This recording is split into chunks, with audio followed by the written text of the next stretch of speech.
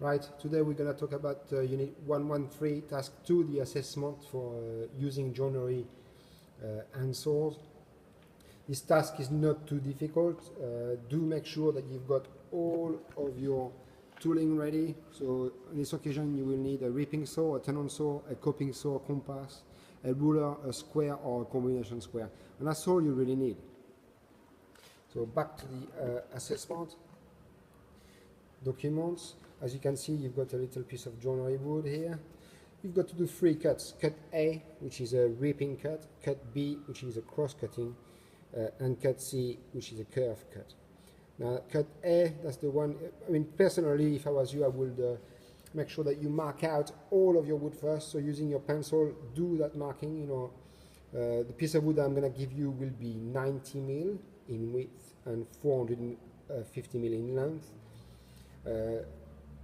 Your first marking will be cut A, so make sure you 70 mil, you mark it to 70 and you make a nice parallel line. The second cut will be at 400 mil from the end out of the 450, so you can see a little bit of waste here. And then finally, cut C, if you use your compass and you set it up to 50 mil radius, then you can do your marking. So cut A is quite simple, just use the reaping saw, do put your piece of wood in a vise and then slowly start to cut from the top right to the bottom and stay square, please. You must be straight and square. But do check with your square when you finish your cut. Also, you don't have to cut right up to the end, just cut up to here and that will save you, you don't have to turn the piece over, which makes sometimes the cut a bit funny.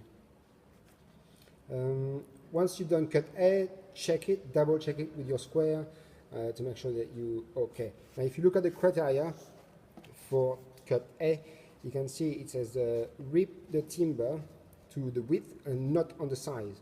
So do make sure that you are 70 mil, not under. Also it tells you that you must be square within 1 mil, so when you double check your square, do make sure that it is within the mil.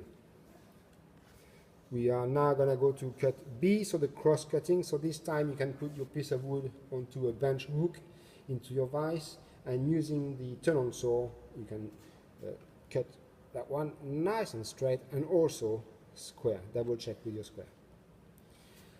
When this is done, you can use the coping saw to do this cut. So if you put your piece of wood into a vise and then with your square, do mark those 2 lines here on the side of the wood. And then with your coping saw, gently cut that curve away. Now if you look at the criteria for both cut A, B and C, it all has to be accurate to within 1 mil there, and a nice curve which is accurate.